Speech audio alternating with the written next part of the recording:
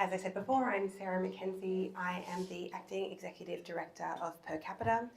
I would like to acknowledge that we are meeting on the lands of the Wurundjeri people of the Kulin Nation and pay my respects to elders past and present. Today is a particularly important day for Aboriginal Torres Strait Islander people around the country, but in Victoria with the Europe Justice Commission, one of Victoria's longest ever running Royal Commission and first Aboriginal led one in Victoria commencing. We at Per Capita are dedicated to building a fairer Australia, but we can't have and we won't have that until it is a fairer Australia for everybody who lives here, in particular First Nations people. And we know that truth-telling is the first step towards that. And I personally am very proud to live in a state that will be the first state in Australia to have a treaty. So today we have the wonderful Liam Byrne here to speak about his book, No Power Greater. This is an incredible book. I hope some of you may have had the chance to read it. If you haven't, there are some more here. Dr. Liam is a biographer and a political historian. He is, his first book, Becoming John Curtin and James Scullin, The Making of the Modern Labour Party, was published in 2020. This book tells a story of the Labour Party, or the Labour Party and the union movement that many people may not have heard. It tells stories of people who have not had their history told, either because of who was permitted to tell history, but also who was permitted to be the ones who got to make the history. But we do know that many of the people who are highlighted in this book have made huge history for our country, and it is incredible to see that recognised. I'm a young person, I'm in my 30s, and I'm stepping into a world where in my 30s we are about to have one of the largest wage increases for female-dominated industries in the history of my life, and that is something that has happened because of the women within the union movement who have been fighting for this. And this book really highlights to people like myself just how long that fight has been going on, and it makes me proud to be a unionist. It makes me grumpy that it hadn't happened earlier, but I learned a lot, and I thank you very much for this book, and we are really excited to hear what you have to say about it. Thank you, Liam.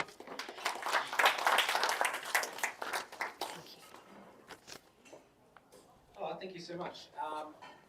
Sorry, I forgot to turn this on. I wrote it in mistakes. Never trust historians of technology. Is this sound-wise okay? I'm not too loud, I'm not shouting at you. Perfect. All right, well, thank you very much for that lovely introduction. I want to begin with thanks to Sarah and Per Capita for the invitation, and to Meredith in particular for all the hard work organising. I also want to extend my thanks to all the staff here who've done, prepared the wonderful meal and cleared it away for us. And just to say that it is always a privilege to be here on Wurundjeri country, but I want to thank Sarah in particular for that acknowledgement and acknowledge the significance of this day. Now, it's an honour to be speaking with you here, and thank you everybody for coming and the people who are joining online. Before I do get onto the topic of my book, I just wanted to briefly pay tribute to John Cain, who of course this series honours. I only had the opportunity to meet John on a few occasions towards the end of his life. People here may recall that Philip Chubb had been engaged to write a history of the Cain and Kerner governments before his untimely death in 2017. And after that, John asked Stuart McIntyre, Professor of History here, to do some work in sort of assessing the materials that have been collated in that project and sort of identify if there was a possibility of continuing it. Stuart asked me to assist with that, and I was very, very excited to do so. And I met John in that context.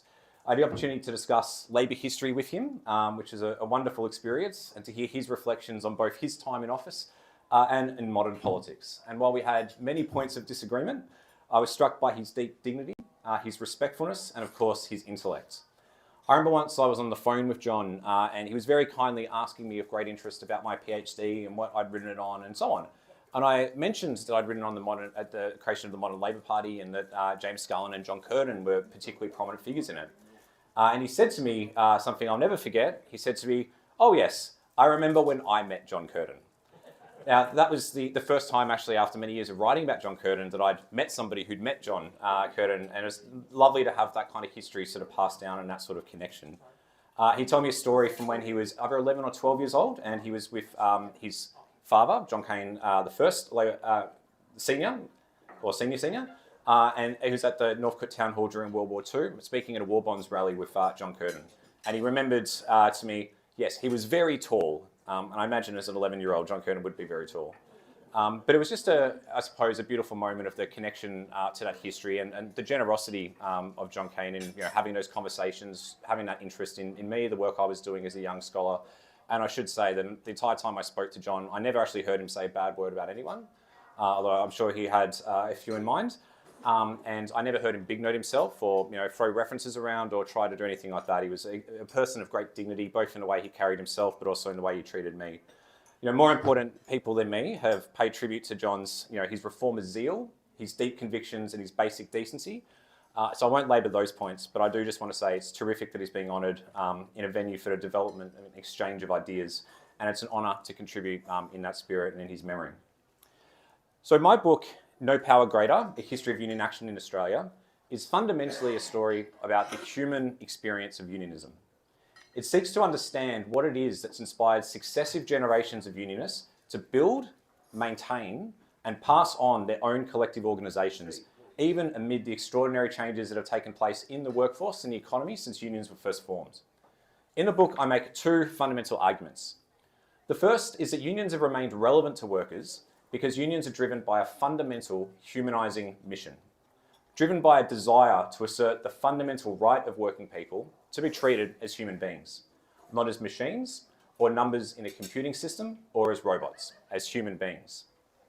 The second fundamental argument of the book is that unions are more than just institutions, they are communities. And in the book, I use the concept of an emotional community, communities of individual workers from a broad array of backgrounds and experiences from different industries who have forged a common bond and a common identity through collective struggle. These emotional communities are defined in part by inclusion, by who's in, by who's considered to be part of the emotional community, who's considered to share this common experience. But they are also defined by exclusion, who's left out, who's not able to gain access. This book seeks to locate social exclusions that have been perpetuated by the union movement and its emotional community in their social context. And it foregrounds the stories of workers, often at the margins of previous general union histories, and considers their own organising and their own action to challenge these exclusions and to win a place in the emotional community of unionism, to bring that to the centre of the story rather than the periphery where it has so often been sent. This book was written as an entry point to union history. By no means do I pretend that I've written the final word on any aspect of the movement's long, complicated and truly immense story. So I hope that people who have a long personal or academic engagement with union history will enjoy it, will find it useful. No doubt we'll find lots to disagree with, which is, all in the spirit of the thing. But the primary audience for the book are those who are still learning about what unionism is, who are still learning about how workers have taken action through time, and importantly, why workers have taken collective action through time, and how this worker action has shaped Australian history and shaped Australian history for the better. Also to understand that that worker action remains relevant today, that history is not only made in Parliament or in corporate suites, that great transformative ideas don't only originate in academic departments. It's written to show how workers, in their full diversity, have taken collective action to shape Australia time and time again. The book is an attempt to communicate the meaning and the emotional resonances of unionism. So it's not a catalogue of strikes and other industrial disputes. It's not a listing of registered awards, nor is it a political polemic. There are many moments of worker struggle that couldn't be captured in its pages. Moments that had a transformative effect on the lives of its participants and reshaped the history of the country. I did actually say to the publisher that if they wanted, I could write 25 plus volumes on the entire history of unionism, and surprisingly, they said that probably wouldn't sell too well. But if anybody here would like to write a letter to them to express your interest in the collected works of the union movement, please feel free to do so. But the point of that is that, of course, a single volume of union history can't capture the complexity of unionism. We're talking about a movement of millions that has contributed for the better part of 2 centuries to fundamentally shaping Australia. So the most difficult part of this book was not finding what I would keep in. It was having to cut things out, cutting out stories, not including stories, and so on. So there's a delicate balance that's taking place there. And the way I went around that was I was trying to craft it around and frame it around stories that would hopefully inspire readers to understand unionism and understand that there is a bigger picture that they should explore in its fuller complexity. And so, as I mentioned before, it's an entry point. That's where I'm hoping that people will look upon the established scholarship. I don't know that we have some of the scholars in this room of labour movement. That's you, Janet, and others who have contributed to that story. Hopefully, this will provide the impetus for people who are not as familiar with that scholarship to consult it, to find out more and to read about these stories. Now, to capture and explain the human experiences of unionism, the book follows life stories and biographies of individual unionists from all levels of the movement. And the stories I tell aren't always the expected ones, and I'll get into a few examples soon. But they've been chosen due to their representative character, because of the importance of specific actions and moments of struggle to the broader development of unionism along the two arguments that I previously mentioned, and based on the availability of historical materials. So this is an approach that I pursued because it benefits in capturing the lived reality of unionism. It demonstrates how the humanising mission has endured across time, even while its meaning has been significantly adapted and altered by successive generations of unionists. But focusing on individuals also has its dangers, especially when you're studying a movement of millions that has defined itself by its collective principles. So the case studies chosen to propel the narrative in the book are not intended for individual valorisation, nor to credit the select few with the accomplishments of the broader movement. Rather, the intention of them is to personalise and humanise the movement and to demonstrate a fundamental truth, which is that the emotional community of unionism is composed of individuals who have joined together to find a power they could never achieve alone. So rather than quickly trying to capture the better part of 2 centuries worth of worker struggle in the 15 odd minutes I have left, I wanted to dwell on 2 representative examples of the dynamics that I explore in the book. The first may be familiar to this audience, and I couldn't not reference it here at Melbourne University. In April 1856, anybody know where I'm going with this one? Just a quick check. Yeah? April 1856, a leading Melbourne-based stonemason society. In 1856, James Galloway, who was a leader of the stonemason society here in Melbourne, during its campaign for the 8-hour day, penned a letter in some anger to the Age newspaper. You may be disappointed to hear that the Age newspaper in the 1850s was not much better than it is today. They're not a sponsor or anything, are they? No, I'm just... Okay, good. Just like, oh, God. So Galloway wrote this letter in response to public statements by a prominent architect at the time called John George Knight, who was a prominent architect and a critic of the 8-hour day campaign the stonemasons were pursuing.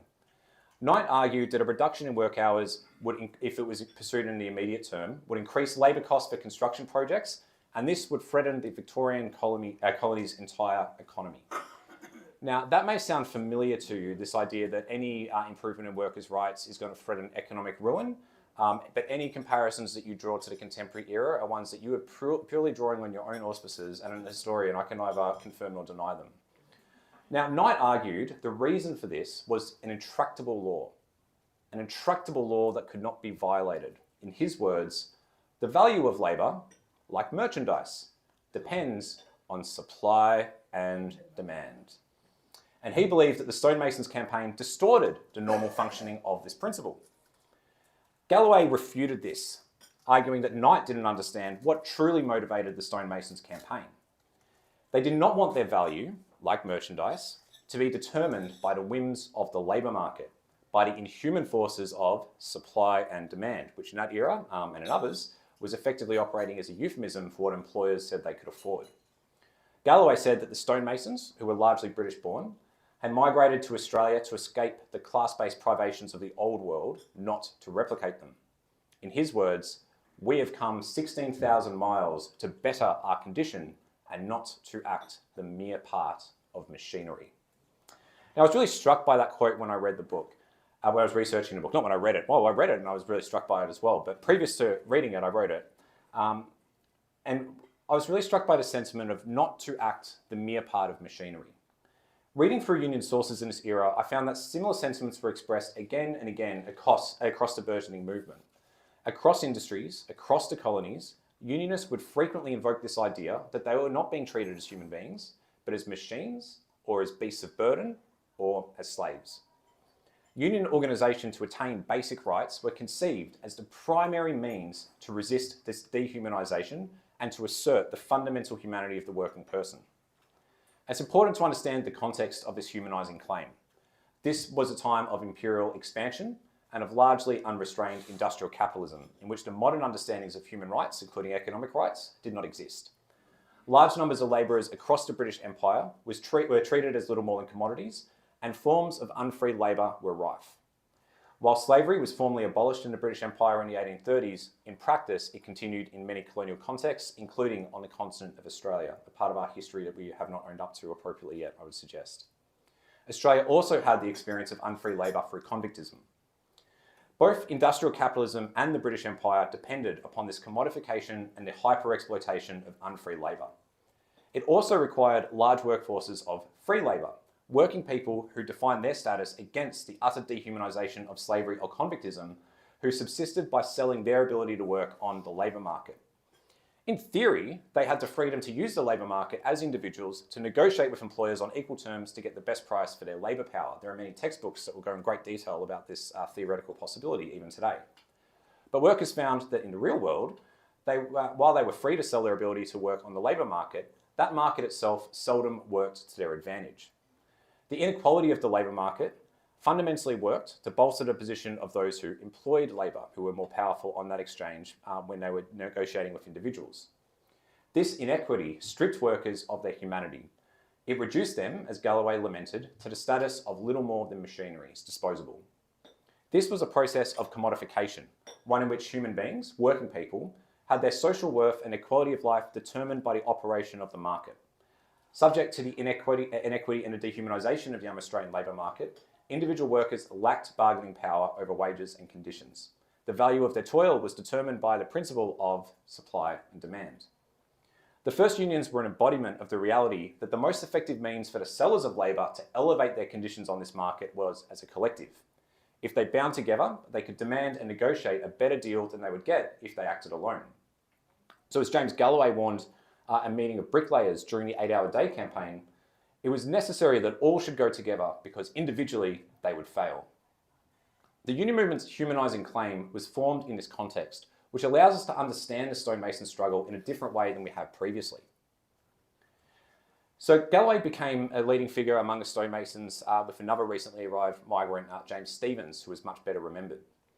Together they were pivotal in the refoundation of the Stonemason Society in Melbourne. You may be aware there was a Stonemason Society that was established here, and then effectively during the gold rush there was a significant evacuation of skilled labour from Melbourne to the goldfields, and so they had to refound the society a few years later. The society's core demand was a reduction of the working day to just 8 hours. So it's typical at this time for stonemasons to toil for 10 hours a day, 6 days a week, though they would often only work for 8 hours on a Saturday. It's believed that stonemasons on 2 work sites in Sydney in 1855 had the first success in winning a reduction of work hours in Australia. There are earlier examples of 8-hour campaigns in New Zealand. The problem was that these victories in Sydney were limited to just those 2 sites in 1855. A later 8-hour victory in that city was premised on a reduction in pay, so it was an exchange, fewer hours but less pay. Melbourne stonemasons met together early in 1856, and they considered that they would simply announce a date upon which the 8-hour day would become standard across the industry. Cooler heads prevailed, and they decided that they would meet with employers to try to seek an agreement. And a meeting took place, a very famous meeting at the Queen's Theatre at the end of March of that year, in which workers and a majority of employees in the industry agreed to the 8-hour day. The stonemasons were joined by other workers in the industry, such as the bricklayers, the carpenters, the joiners, and the plasterers. This sometimes gets kind of told in histories of this period as though the employers in the industry, many of whom had themselves previously been workers, they just had a greater understanding. Australia, it's hot, being a stonemason is difficult, that they just understood that it would be important to reduce the amount of work hours, and they were just very, very enlightened. And some of them would have been, some of them were. But it's also important to note that at this meeting of the industry, James Stephens, who I mentioned before, moved a motion that warned, if any employer should prove obstinate at the time appointed, they, the operatives, the workers, would know how to act. They would only have to strike work. A declaration that was met with a hearty hear, hear from the crowd. Feel free to hear, hear if you support strike action for better wages and conditions. And I just think that's important to note because some of the narratives have been put forward neglect to mention that underlying the sort of the generousness of the employers as they granted this boon was actually a very direct threat to strike. Now, there were 2 employers who were holdouts in the industry.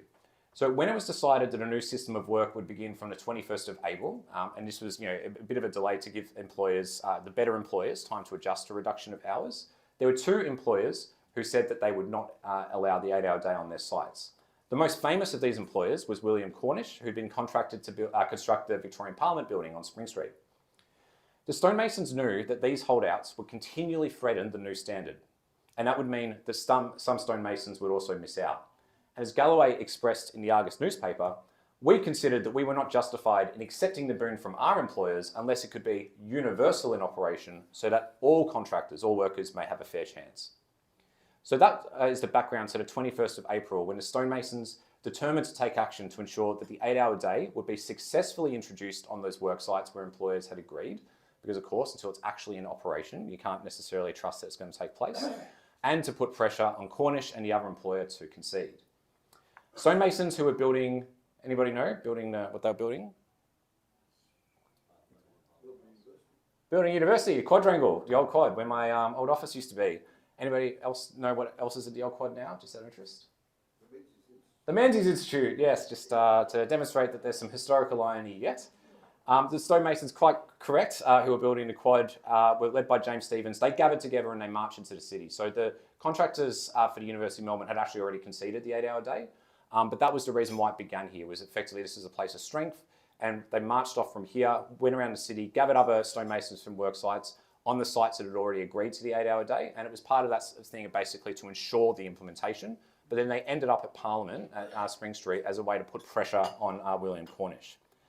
Now, ultimately the issue was settled when the colonial government at the time, which had contracted Cornish to complete the building, changed the terms of its contract to cover the costs associated with the switch to the 8-hour day, basically because they were afraid on a public relations level about the damage that would be done if they didn't. So this became a significant victory, the famous victory that I'm sure we all know about and quite often celebrate today. While workers elsewhere had attained the 8-hour day, this is likely the first time that it had been won through collective action as a new general standard across the entirety of the industry without a reduction in pay. But the victory also had a deeper resonance, one that reverberated across generations to come, which the stonemasons were claiming their right to a life outside of work. While proud of their profession and of their social contribution, they argued that their lives and the value of their lives should not be confined to or defined by this alone. They framed this in the language of civic contribution within the colonial state building project, but this was a reclamation of their humanity, an argument for their right to be regarded as more than mere machinery.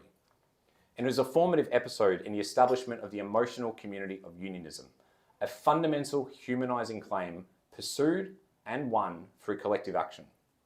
It bound the stonemasons together not just as fellow professionals who potentially were competing for jobs, but as a fraternity of unionists acting together for their common betterment. In August of 1883, skipping forward ahead a little now, Ellen Creswell was testifying to the Royal Commission of Employees in Shops. This was, in effect, a major investigation into the conditions that prevailed across Victoria's factory system. Creswell was a tailoress employed at Beef, Shice & Co., which owned several factories, the most notable and largest of which was on Flinders Lane.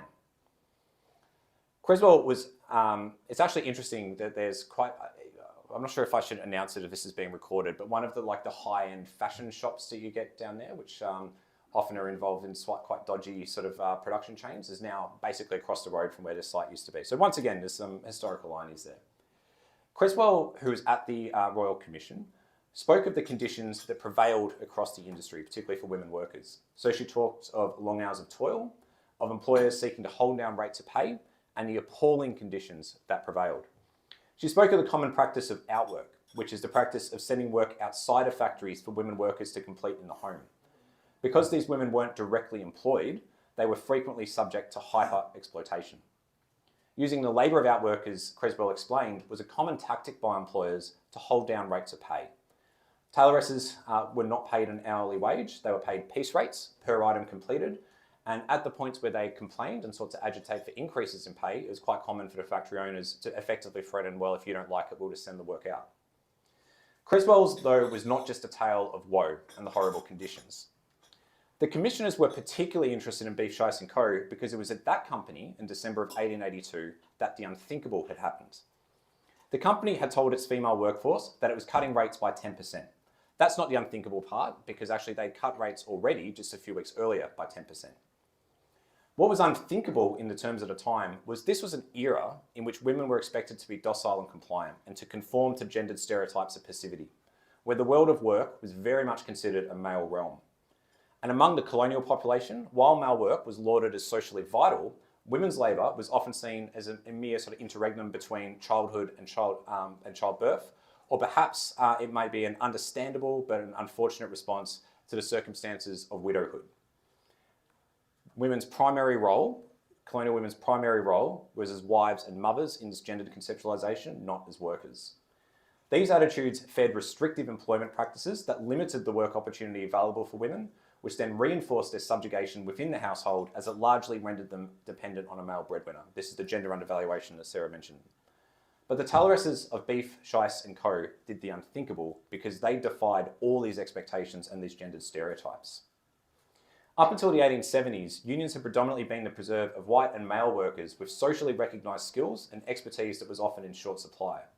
But as machines and new techniques of production changed working lives, a new swathe of workers considered unskilled in the logic of the time, including women workers, and I'll note that I'm not reflecting on the level of skill, that's a social construction of skill at the time. These workers who had previously been excluded also organised collectively on their own terms and sought to assert their own industrial power. These workers brought substantial change to the emotional community of unionism and expanded the bounds of its humanising mission. The strike of the Tayloresses, which took place at Beef, Shice and Co. in response to the announcement of this reduction in the piece rates, shone a spotlight on the corrosive effects of supply and demand across the industry. Beef, Shice and Co. complained that competition among manufacturers had led to downward pressure on the payment of rates and indicated they would be willing to pay more, but only if all other companies did the same. To achieve this end, Beef, Shice and Co. encouraged Tayloresses to form a new union to attain uniform standards. What the company did not anticipate was the enthusiasm with which their workforce took up this proposition. Early in the dispute, the company decided to retract the cut in rates that they had attempted to implement, but were shocked when the Tayloresses responded that they were not content to return to the former status quo. They were now insisting on a higher rate of pay than they had received before. It turns out that when you have a bit of a taste of collective power, it can be quite addictive. On 16 December 1882, Saturday, 400 to 500 Tayloresses, women from across different factories in the trade, assembled in a mass meeting at Trades Hall to discuss their struggle and the actions required to press their claims. It was at this meeting that Ellen Creswell moved the fateful motion that this meeting of Tayloresses form themselves into a union for their mutual protection and improvement. This is believed widely, the Victorian Tayloresses Union, to be the first union of women in Australia. The striking Tayloresses were particularly adept in communicating their message and were able to gain a considerable amount of public sympathy. The Trades Hall Council called on all unions to support what they termed our sisters in labour and their struggle to obtain a reasonable remuneration for their labour. Male-dominated unions donated at least £2,000 to sustain the strike, though, it does need to be said, some male unionists remained hostile to the very notion of women in the workforce. On the 21st of December 1882, Beef, Shice and Co. agreed to the union's demands, but with a condition. The union had to win agreement from the other employers in the industry to pay the same rates. A mass public meeting took place at the Melbourne Town Hall to discuss the dispute in February 1883. At this meeting, women workers at 13 other factories determined to take coordinated strike action to force their employers to agree to the union rates. The strike expanded across the industry, and by the end of February 1883, a new log of conditions had been agreed between the Tayloresses and the newly formed Clothing Manufacturers Association, which represented employers. Continued intransigence from some firms required further negotiation, and a final agreement was reached in May of 1883. This was a success for the union, but it was not the end of the story, as individual manufacturers sought to get around the newly agreed conditions by increasing the amount of outwork they sent out of their factories. Women workers had won, though, substantial concessions through their own mobilisation. This enhanced public sympathy for the strikers and awareness of their industrial plight, which helped some of the policing of outwork which followed.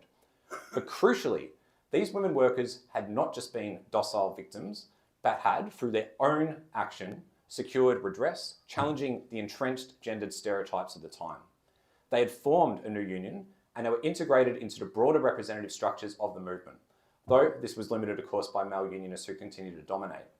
But what they had done was to extend the bounds of unionism's emotional community by demanding their own place within it. The Torres' action had also prompted the expansion of a royal commission into broader investigation of work practices in factories across Victoria. At that commission, which I mentioned previously, Creswell was asked if she believed there was a case to be made to create a court of conciliation to help avoid such disputes and enforce agreements.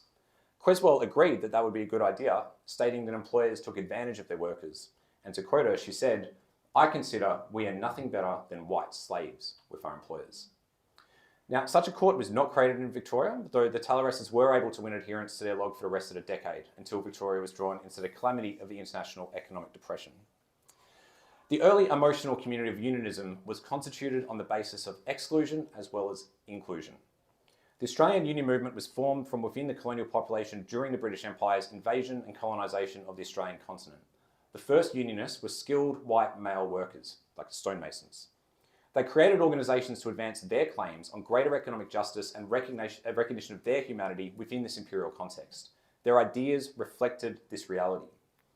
Their humanising mission was prescribed by the racist and gendered attitudes of their times, which limited its scope and application.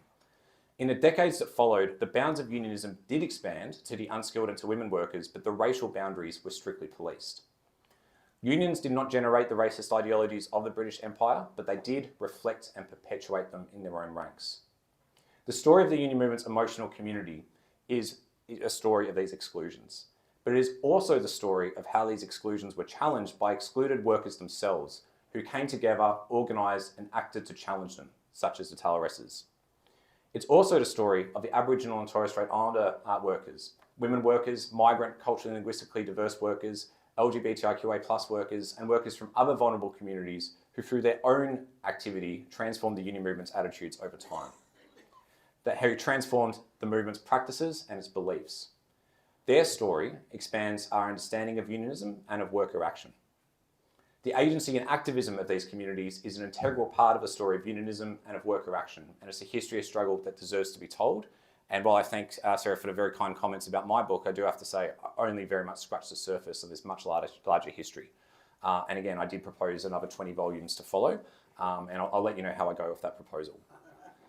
As a historian, my first responsibility is to try to understand the contextual factors that have shaped the movement, to understand how unionists have made sense of the world that they lived in, of the ideas and attitudes they replicated, and the ones that they rejected, and how workers in their unions have sought to remake the world. What motivated workers to create their own organisations, to sustain them, to pass them on from generation to generation. This is not just a story of institutions or of laws or of tribunal decisions, but if that's your thing, you'll find plenty of them in the book. But fundamentally, this is a story of human beings, as grand, complex, paradoxical, and inspiring as human beings tend to be. The full complexity of unionism is not captured in this book. For how could it be? Unionism is a movement of millions. No one book could ever capture unionism's extraordinary history. My hope for this book is that it will be a reference point and an entry point for those who are wanting to learn about unionism and, crucially, its ongoing relevance today. That it will communicate something about the human experience, that it will humanise the collective, and that it will demonstrate that in our own era of disempowerment and of a global economic elite, tech bros, sorry, I meant to do a fake cough there, Elon Musk, finding new ways to dehumanise us and to set us apart from one another, the union movement remains not just relevant, but absolutely vital. Because for all of us who want to assert our fundamental humanity against those forces who would strip it away, it remains the case that there is no power greater. Thank you.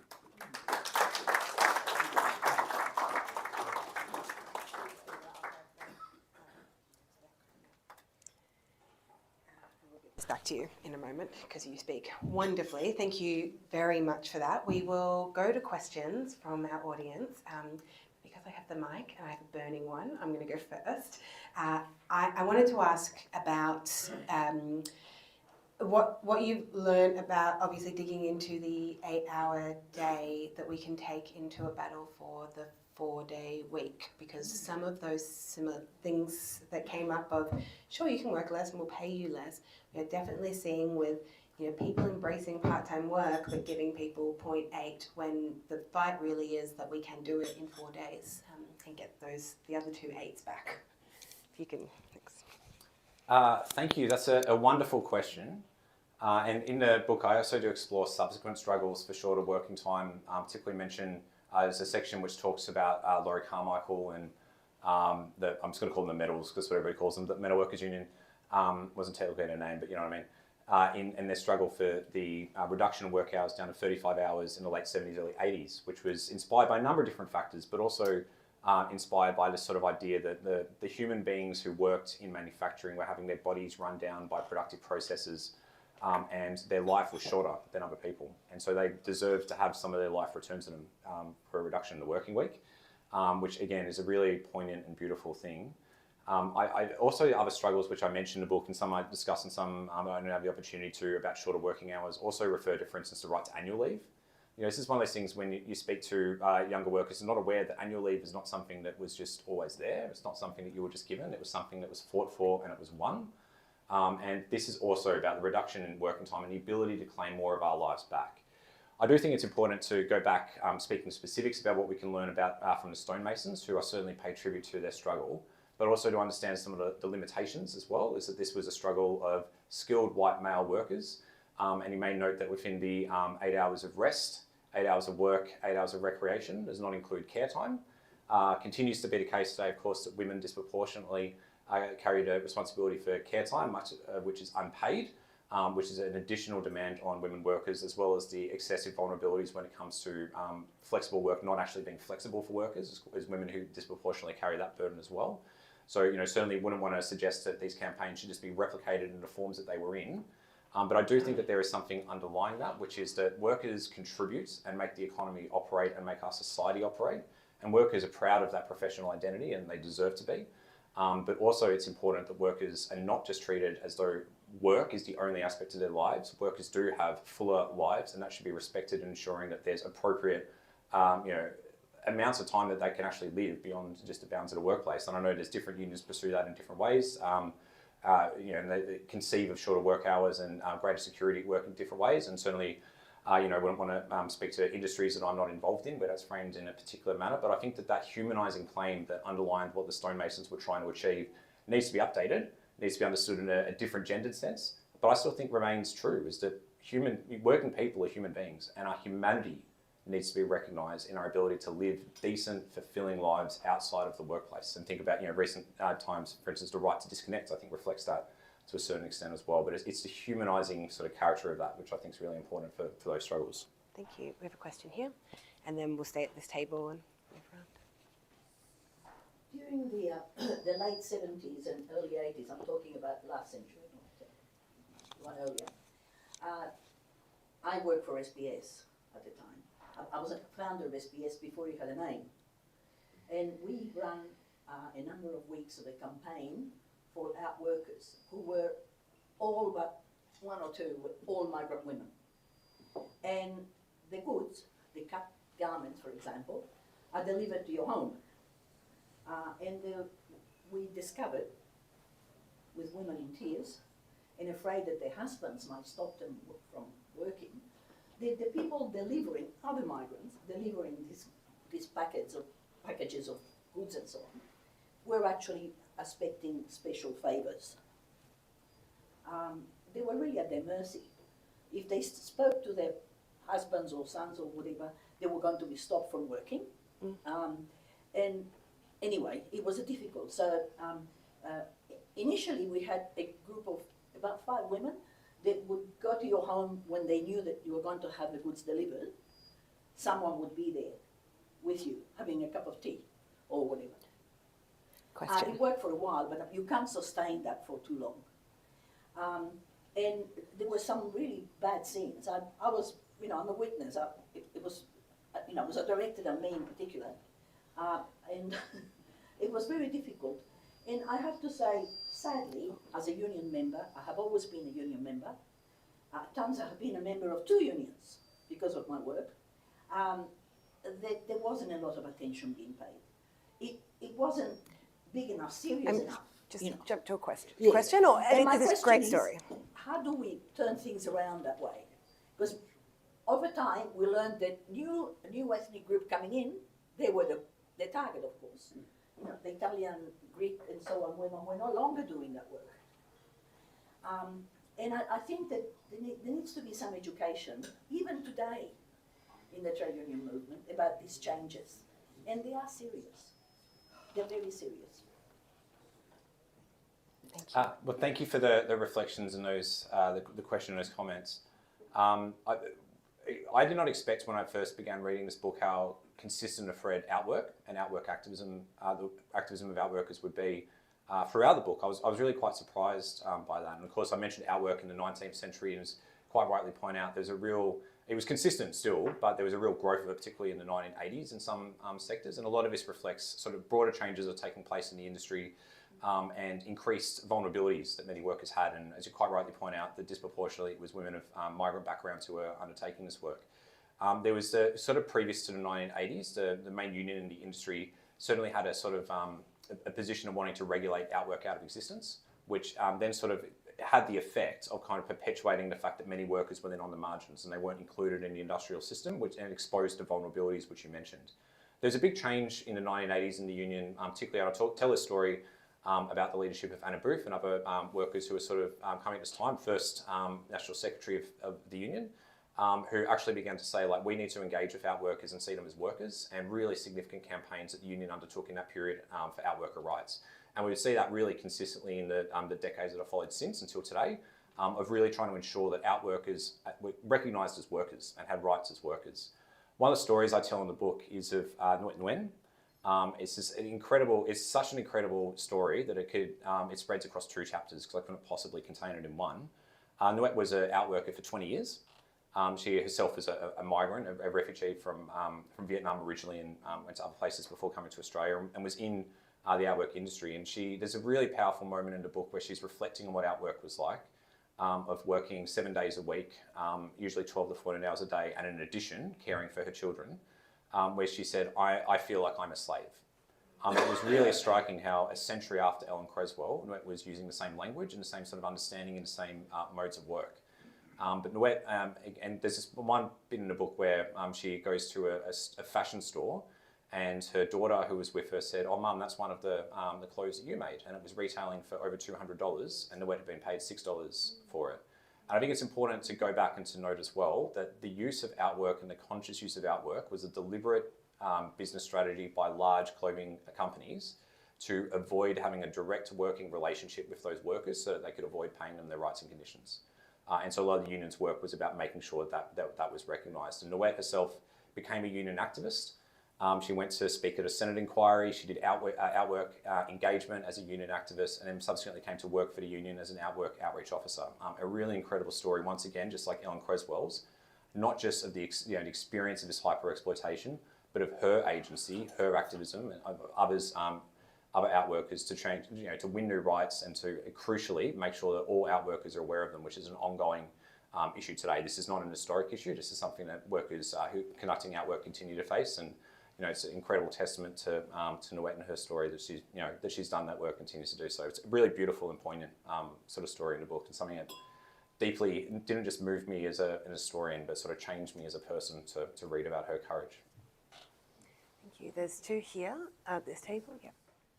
Liam, broadly speaking, as we've moved from a manufacturing economy to a service economy, there's been a huge drop in trade union membership. Adele Ferguson, of course, has investigated a lot of this, and a whole string of companies, and all these workers are being screwed and underpaid. Do you see a turnaround that could be possible where trade union membership could increase again? Great question, and I'll say the Australian Bureau of Statistics have seen a turnaround where trade union membership has increased again at the last accounting of that last year, driven predominantly, my understanding, I'm not a statistician, but of their numbers by younger workers, which is really fantastic, because that obviously has been an area of concern, as you mentioned, with the decline in union density over a long period of time. Look, I think the thing is, and for me, like, I joined a union, I'm about to reveal my age. No, I'm not going to reveal my age. A couple of decades ago is when I first joined a union. You don't need to know any more specifics than that. So my experience has always been of unionism and seeing the relevance of unionism to my life. And I know that was not something that most young workers did in that era. They didn't see the relevance of unionism because, unlike me, they didn't have Scottish aunties.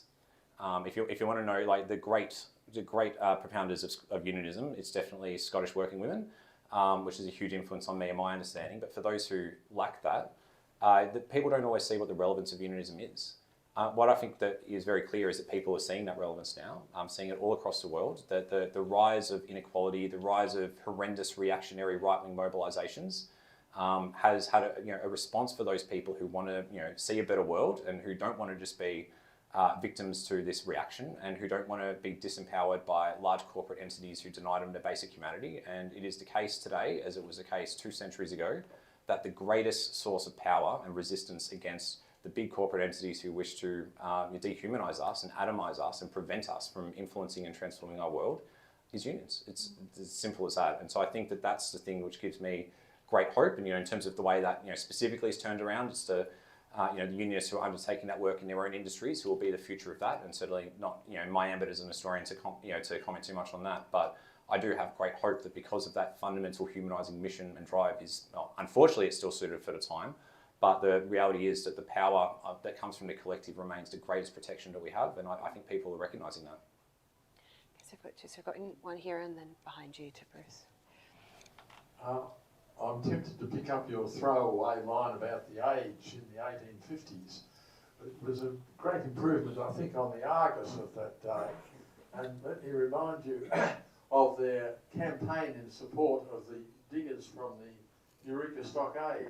And would Raphael Carboni and his fellow defendants have been acquitted by the court in Melbourne if it hadn't been for the influence the age had on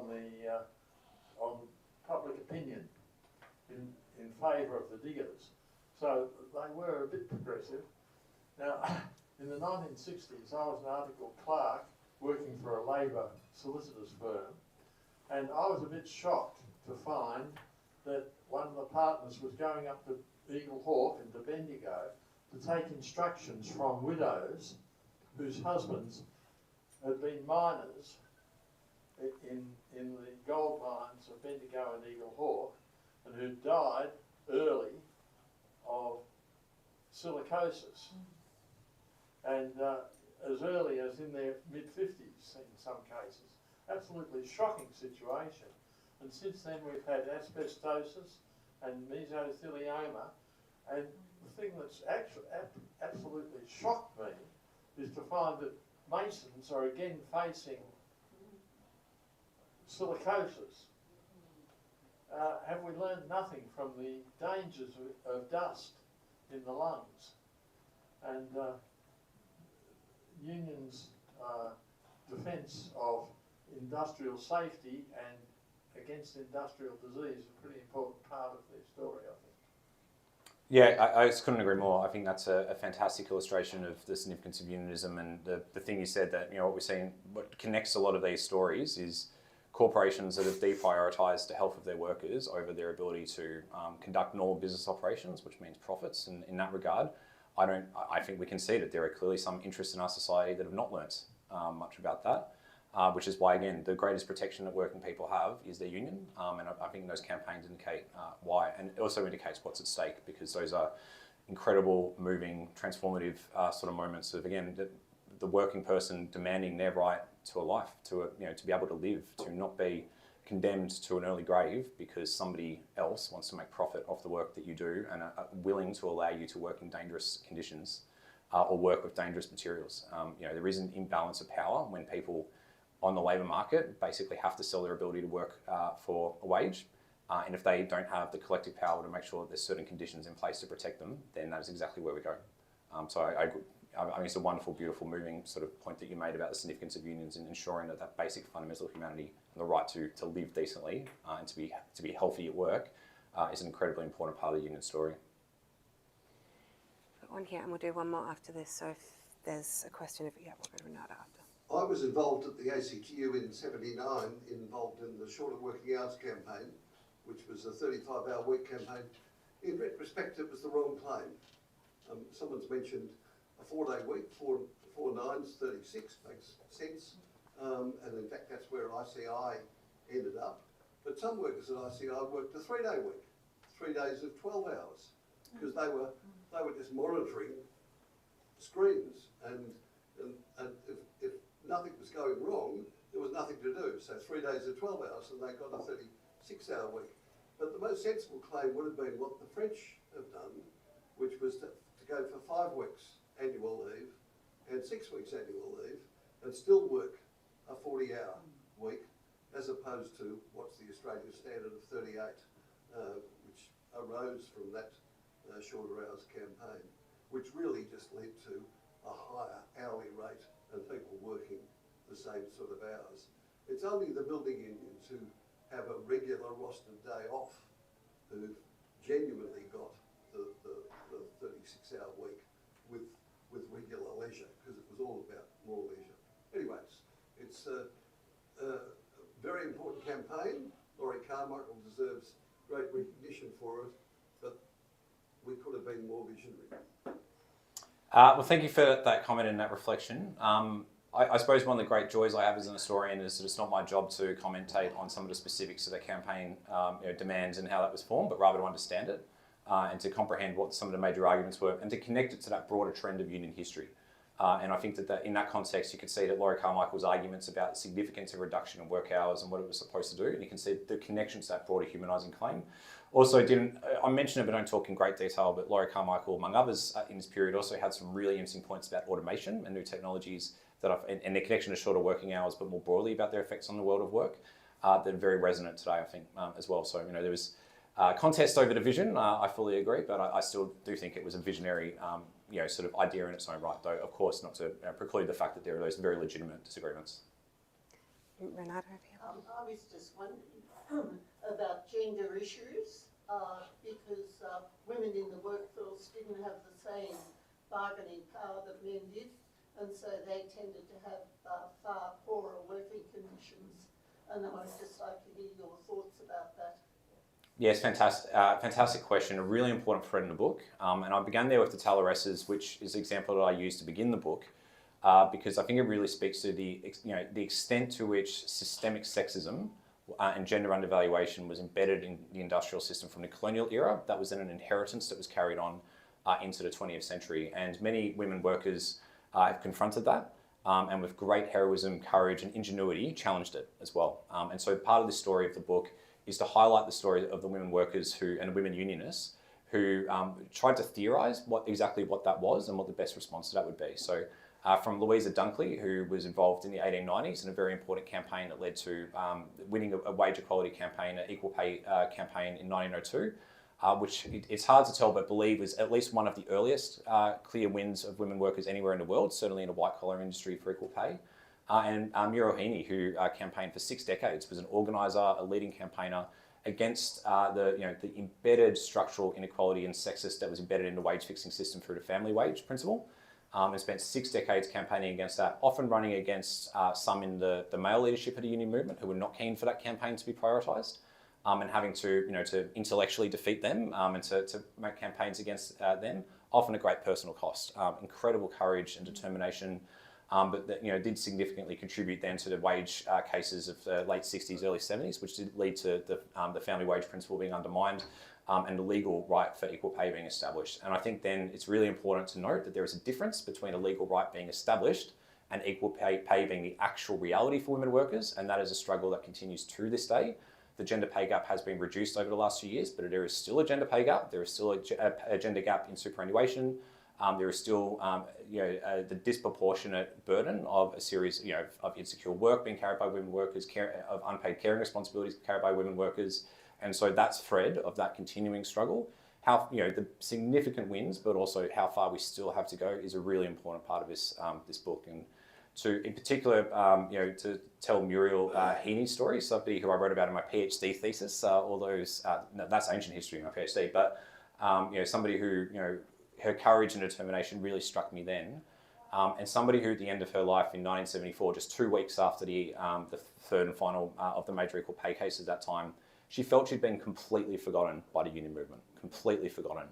If you go to Trades Hall now, you'll see there's this wonderful portrait of Muriel there. You'll see it at Trades Hall in Victoria have done a fantastic job in capturing her story and bringing her story back to light, as well as Zelda DePrano and others, and having the opportunity to tell a little bit of that story in this book, just to make sure that Muriel is not forgotten, those struggles are not forgotten, it is not written out of history, and it is not seen as something on the periphery of unionism. The struggle of women workers for equal pay, but full economic independence and full recognition in the movement is fundamental to the union story. It is not a side issue, it is fundamental to the movement. And that is really, really important, as other struggles for equality are as well. But thank you for that question, because it's an incredibly important one. And if for nothing else, please read the book, the chapters about Muriel, because she will inspire the hell out of you. She was a theorist, an organiser, an activist, a change maker, and absolutely unstoppable, and somebody who I think, that kind of spirit today is the best of unionism. Thank you. Thanks very much. Thank you. Can we just give Liam another... Thank you very much, Liam. That was wonderful, and thank you for all of your questions. As I said at the beginning, the book is available here. Meredith will be able to help you purchase one. It is an incredible book. I am not quite a historian like you, but I am a history buff, and it taught me lots and lots of things that I had no idea were part of our history. But I do want to thank you, Liam, one more time. Thank you for not just what you've done here today, but for the work that you do as a historian. I know very often you said, well, I'm a historian, it's not my job to really comment on the politics of that, but for anybody in my position or positions of my peers, or any of us to continue to make any progress, we need to understand our past. It walks alongside us and we are made up of little bits of it. We will make the same mistakes over and over again if we don't know how we approach them the first time round. So thank you very much. So one more round of applause for Liam. Now, just before I go, because we are coming to the end of the financial year, Per Capita is, as always, having our end of financial year a fund. So please, if there is any spare change that you would like to donate to us this year, we will be working towards our tax paper. It will be a very large piece of work. Somebody said something to me last week, which has really stuck with me. I'm not sure where I feel with it, but it stuck with me anyway. So now I'll push it on to you all about tax and about how paying tax is how we show our solidarity to each other. Now, perhaps maybe that's a little bit over the top, but understanding the tax and transfer system about something that binds us together and how we support each other, even if we will never meet each other in this country. So I'm really excited about that piece of work. We have some brilliant minds at Per Capita who will be working on it. And regardless of if you are able to donate to us here, I'm so excited to share that with you. Next month, we will have Miranda Stewart from University of Melbourne coming to speak to us about tax. She gave an incredible presentation for those of you who followed our Community Tax Summit at the start of the year, and will really help us sort of jump off into the piece of work that we will be doing later on this year. I do feel a bit funny asking for donations after your speech, Liam, though, because if we had all the money in the world, I would be pushing it towards that 25-page 25 book volume series. It could be the next encyclopedia we go door to door with. But thank you, and I know we've done it twice, but just one more round of applause and we'll finish up. Thank you, Liam.